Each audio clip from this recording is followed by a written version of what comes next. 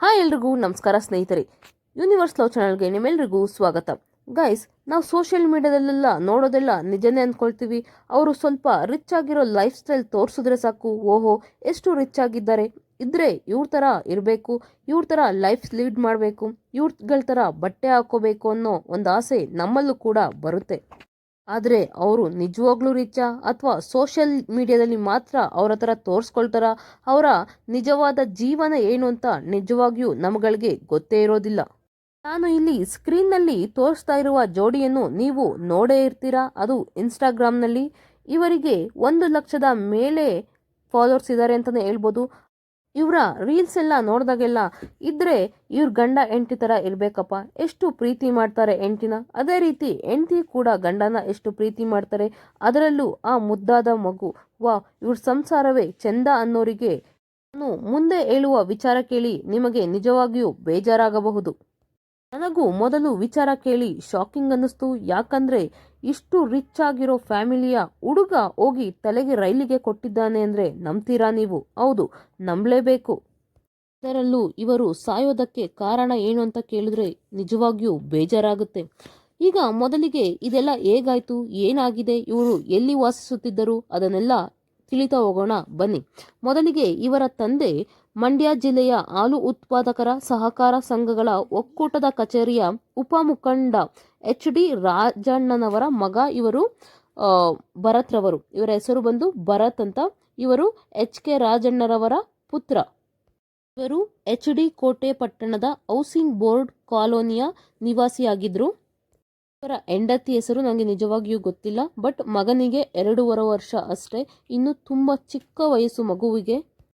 ರವರು ಕೂಡ ಅವರ ತಂದೆಯ ಹಾಗೆ ಮದ್ದೂರು ತಾಲೂಕಿನ ಮನೆಮುಲ್ ಅಂದರೆ ಗೆಜ್ಜಲಗೆರೆಯ ಮನೆಮುಲ್ ಮೆಗಾ ಡೈರಿಯ ಉಪಸ್ಥಾಪಕರಾಗಿ ಇದ್ರು. ಇವರು ಕೂಡ ಅವರು ರೈಲಿಗೆ ತಲೆ ಕೊಡೋದಕ್ಕೆ ಕಾರಣ ಬಂದು ಆನ್ಲೈನ್ ಗೇಮ್, ಅದೇ ರೀತಿ ಷೇರು ಮಾರುಕಟ್ಟೆಗೆ ಹಣ ಹೂಡಿಕೆ ಮಾಡಿದ್ರಂತೆ. ಅದು ಕೂಡ ತುಂಬ ಲಾಸ್ ಆಗಿದೆ. ಅದರಲ್ಲೂ ಆನ್ಲೈನಲ್ಲಿ ಗೇಮ್ ಆಡ್ತಿದ್ರಂತೆ, ತುಂಬ ಅಡಿಕ್ಟ್ ಆಗಿದ್ರಂತೆ ಅವರು ಆನ್ಲೈನ್ ಗೇಮ್ಗಳಿಗೆ. ಅದರಲ್ಲೂ ಕೂಡ ತುಂಬ ಲಾಸ್ ಆಗಿದೆ. ಅಂದರೆ ಅವ್ರಿಗೆ ಸಾಲ ಮಾಡಿ, ಅಂದರೆ ಫ್ಯಾಮಿಲಿಗಳಲ್ಲೇ ತುಂಬ ಸಾಲ ಮಾಡಿಬಿಟ್ಟಿದ್ದಾರೆ. ಈಗ ಅವ್ರಿಗೆ ಯಾರಿಗೂ ಮುಖ ತೋರ್ಸೋಕ್ಕಾಗ್ತಿರ್ಲಿವಂತೆ, ಅಷ್ಟು ಸಾಲ ಮಾಡಾಕಿದ್ರು. ಕೂಡ ಒಂದು ಇಂಟರ್ವ್ಯೂನಲ್ಲಿ ಕೂಡ ಹೇಳಿದ್ದಾರೆ, ನನ್ನ ಕಷ್ಟದ ಸಮಯದಲ್ಲಿ ನನ್ನ ಹತ್ರ ಏನು ಇಲ್ದಾಗ ಕೂಡ ನನ್ನ ಹೆಂಡತಿ ನನಗೆ ಸಪೋರ್ಟ್ ಮಾಡಿದ್ದಾಳೆ, ನನ್ನ ಜೊತೆ ಬಂದಿದ್ದಾಳೆ ಅಂತ. ಅದನ್ನೆಲ್ಲ ಮರೆತು ಈಗ ಹೋಗಿ ರೈಲಿಗೆ ತಲೆ ಕೊಟ್ಟಿದ್ದಾರೆ. ಇವರು ಸಾಯೋದಕ್ಕೆ ಕಾರಣ ನಿಜ ಹೇಳ್ಬೇಕಂದ್ರೆ ಹೆಂಡತಿ ಮಕ್ಕಳಿಗೆ ಮುಖ ತೋರ್ಸೋಕ್ಕಾಗೋದಿಲ್ಲ. ಯಾಕಂದರೆ ನಾನು ಕಷ್ಟ ಟೈಮಲ್ಲಿ ಬಂದು ಅವಳು ನನಗೆ ಹೆಲ್ಪ್ ಮಾಡಿದ್ದಾಳೆ, ಅವಳು ನನ್ನ ಜೊತೆ ಯಾವಾಗಲೂ ಇದ್ದಾಳೆ. ಬಟ್ ನಾನು ಆನ್ಲೈನ್ ಗೇಮಲ್ಲಿ ಇಷ್ಟು ಸಾಲ ಮಾಡಿದ್ದೀನಿ, ಅದೇ ರೀತಿ ಶೇರ್ ಮಾರುಕಟ್ಟೆಯಲ್ಲೂ ಕೂಡ ಇಷ್ಟೊಂದು ಲಾಸ್ ಆಗಿದೆ ಅಂತ ತಿಳಿದ್ರೆ ನಿಜವಾಗಿಯೂ ಅವಳಿಗೆ ಬೇಜಾರಾಗುತ್ತೆ ಅನ್ನೋ ಕಾರಣಕ್ಕೆ ಹೋಗಿ ಇವರು ರೈಲಿಗೆ ತಲೆ ಕೊಟ್ಟಿದ್ದಾರೆ. ಪ್ರತಿಯೊಬ್ಬರಿಗೂ ಎಚ್ಚರಿಕೆ ಅಂತ ಹೇಳ್ತಾ ಇದ್ದೀನಿ, ದಯವಿಟ್ಟು ಯಾರು ಆನ್ಲೈನ್ ಗೇಮ್ ಆಡೋಕ್ಕೆ ಹೋಗಬೇಡಿ. ಷೇರು ಮಾರುಕಟ್ಟೆಯಲ್ಲಿ ಸ್ವಲ್ಪ ಜನ ಇನ್ವೆಸ್ಟ್ ಮಾಡ್ತಾರೆ, ಒಬ್ರಿಗೆ ಲಾಭ ಆಗುತ್ತೆ, ಒಬ್ರಿಗೆ ನಷ್ಟ ಆಗುತ್ತೆ. ಆದಷ್ಟು FD ಮಾಡಿ ಅಥವಾ ಬೇರೆ ಏನಾದರೂ ಇನ್ವೆಸ್ಟ್ ಮಾಡಿ. ದಯವಿಟ್ಟು ಈ ಥರ ಷೇರು ಮಾರುಕಟ್ಟೆಲೆಲ್ಲ ಹೌದು, ಷೇರು ಮಾರುಕಟ್ಟೆಯಲ್ಲಿ ಬೆಳೆದವ್ರು ಇದ್ದಾರೆ, ಸ್ವಲ್ಪ ಜನ ಹಾಳು ಮಾಡ್ಕೊಂಡವರು ಇದ್ದಾರೆ. ಆದಷ್ಟು ನಿಮ್ಮ ದುಡ್ಡು ನಿಮ್ಮ ಕೈಲಿ ಇರಲಿ ಅಂತ ಹೇಳಕ್ಕೆ ಇಷ್ಟಪಡ್ತೀನಿ. ಘಟನೆ ನಡೆದಿರೋದು ಯಾವತ್ತ ಅಂತ ಹೇಳ್ತೀನಿ ಬನ್ನಿ. ಮಂಡ್ಯ ನಗರದ ಶುಗರ್ ಟೌನ್ ಬಳಿ ಗುರುವಾರ 4ರಿಂದ 5 ಗಂಟೆಯ ಸಂಜೆ ಟೈಮಲ್ಲಿ ಆಗಿರೋದು ಈ ಘಟನೆ.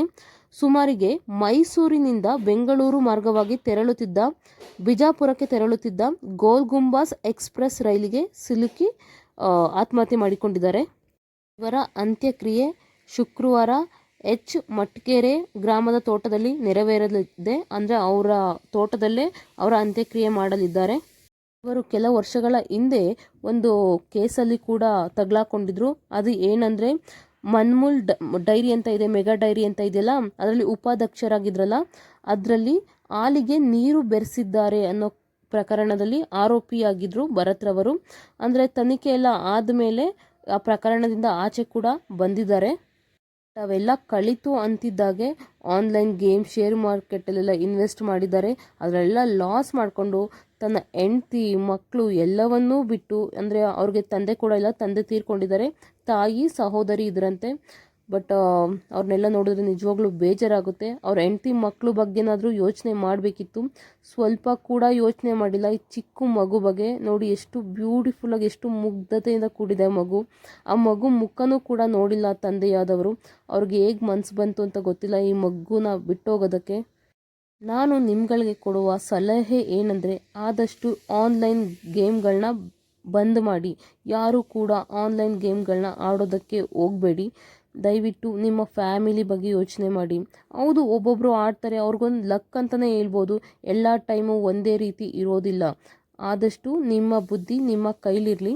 ಆಮೇಲೆ ಇನ್ನೊಂದು, ನೀವು ಸೋಷಿಯಲ್ ಮೀಡ್ಯಾದಲ್ಲೆಲ್ಲ ನೋಡ್ತಿರೋದೆಲ್ಲ ನಿಜ ಅಂತಲೂ ಅಂದ್ಕೋಬೇಡಿ. ಅಂದರೆ ನಾವು ನೋಡಿದಾಗ ಇವ್ರು ತುಂಬ ರಿಚ್ ಇದ್ದಾರೆ, ಇದ್ರೆ ಇವ್ರ ಥರ ಲೈಫ್ ಇರಬೇಕು ಅಂತ ನೀವು ನಿಮ್ಮ ಜೀವನಗಳನ್ನ ಅವ್ರ ಥರ ಇರಬೇಕು ಅನ್ನೋ ಕಾರಣಕ್ಕೋಸ್ಕರ ನೀವೇನೋ ಒಂದು ಕೆಟ್ಟ ಕೆಲಸ ಮಾಡೋಕ್ಕೋಗಿ ದಯವಿಟ್ಟು ತಗ್ಲಾಕೊಂಡು ಇನ್ನೇನೋ ನಿಮ್ಮ ಲೈಫ್ನ ಹಾಳು ಮಾಡ್ಕೊಳಕ್ಕೆ ಹೋಗಬೇಡಿ. ಈಗ ಈ ದೊಡ್ಡ ದೊಡ್ಡ ರಿಚ್ ಆಗಿರೋರು ಇದ್ದಾರೆ ಅಂತ ಹೇಳ್ಬಿಟ್ಟು, ಅಂದರೆ ಇವರು ಈ ಗೇಮ್ಗಳನ್ನ ಆಡಿ ಚೆನ್ನಾಗಿ ಗೆದ್ದಿದ್ದಾರೆ, ದುಡ್ಡು ಮಾಡಿದ್ದಾರೆ, ನಾವು ಇವ್ರ ಥರನೇ ಗೇಮ್ಗಳನ್ನ ಆಡಿ ಗೆಲ್ಲೋಣ, ಚೆನ್ನಾಗಿ ಲೈಫ್ ಸೆಟಲ್ ಆಗೋಣ ಅಂತ ಅಂದ್ಕೊಂಡವ್ರಿಗೆಲ್ಲ ಭರತ್ ಅವ್ರನ್ನ ನೋಡಿ ನಿಜವಾಗಿಯೂ ನೀವೆಲ್ಲ ತಿಳ್ಕೊಬೇಕಾಗಿರೋದಿಷ್ಟೇ. ಆನ್ಲೈನ್ ಗೇಮೆಲ್ಲ ಬಂದ್ ಮಾಡಿ, ಶೇರು ಮಾರ್ಕೆಟಲ್ಲೆಲ್ಲ ಆಲ್ಮೋಸ್ಟ್ ಇನ್ವೆಸ್ಟ್ ಮಾಡೋದನ್ನು ಕಡಿಮೆ ಮಾಡಿ. ನಿಮ್ಮ ಪ್ರಕಾರ ಇವರ ಬಗ್ಗೆ ನಿಮ್ಮ ಅನಿಸಿಕೆ ಏನು? ಯಾರ್ಯಾರು ಇವರ ಇನ್ಸ್ಟಾಗ್ರಾಮಲ್ಲಿ ಫಾಲೋ ಮಾಡ್ತಿದ್ರೆ ದಯವಿಟ್ಟು ಕಮೆಂಟ್ ಬಾಕ್ಸಲ್ಲಿ ಕಮೆಂಟ್ ಮಾಡಿ. ನಿಮಗೇನಾದರೂ ಇವರಗಳ ಬಗ್ಗೆ ಏನಾದರೂ ವಿಚಾರ ಗೊತ್ತಿದ್ರೆ ಆದಷ್ಟು ಕಮೆಂಟ್ ಬಾಕ್ಸಲ್ಲಿ ಕಮೆಂಟ್ ಮಾಡಿ. ನಾನೇನಾದರೂ ಇವ್ರಗಳ ಬಗ್ಗೆ ತಪ್ಪಾಗಿ ಹೇಳಿದರೆ ಕ್ಷಮಿಸಿ, ನಾನೇನು ತಪ್ಪು ಹೇಳಿಲ್ಲ. ಆ ಥರ ಯಾರೂ ಆನ್ಲೈನಲ್ಲಿ ಗೇಮ್ ಆಡಬೇಡಿ ಅಂತ ಹೇಳ್ತಾ ಇದ್ದೀನಿ ಅಷ್ಟೇ. ಅಂದರೆ ನಾವು ಸೋಷಿಯಲ್ ಮೀಡ್ಯಾದಲ್ಲೆಲ್ಲ ನೋಡೋದೆಲ್ಲ ನಿಜ ಕೂಡ ಆಗಿರೋದಿಲ್ಲ ಅಂತ ಹೇಳ್ತಾ ಇದ್ದೀನಿ ಅಷ್ಟೇ. ಆದಷ್ಟು ಅವ್ರ ಆತ್ಮಕ್ಕೆ ಶಾಂತಿ ಸಿಗಲಿ. ಆದರೂ ಸಿಕ್ಕಾಪಟ್ಟೆ ಬೇಜಾರಾಗುತ್ತೆ ಈ ಮುದ್ದಾದ ಹೆಂಡತಿ ಮಗುನ ಬಿಟ್ಟು ಹೋಗೋದಕ್ಕೆ ಅವ್ರಿಗೆ ಹೇಗಾದರೂ ಮನಸ್ಸು ಬಂತು ಅಂತ. But it's okay. ಹಾಗೆಯೇ ನನ್ನ ಚಾನಲ್ನ ಸಬ್ಸ್ಕ್ರೈಬ್ ಮಾಡೋದನ್ನ ಮರಿಬೇಡಿ. ಪ್ಲೀಸ್ ಸಬ್ಸ್ಕ್ರೈಬ್ ಮಾಡಿ, ಸಪೋರ್ಟ್ ಮಾಡಿ. Thank you.